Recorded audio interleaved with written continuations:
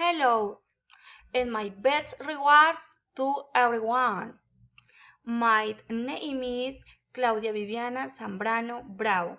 I am an industrial engineering student and below. I share with you information about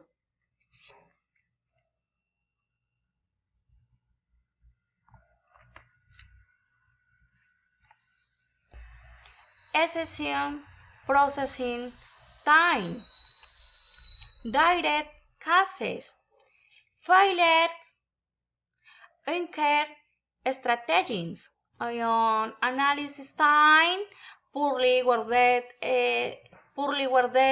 applications,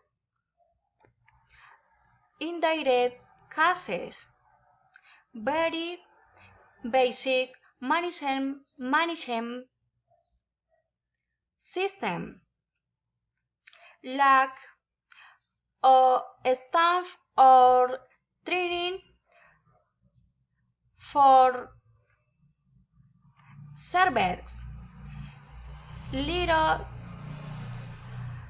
training and information of the candidates,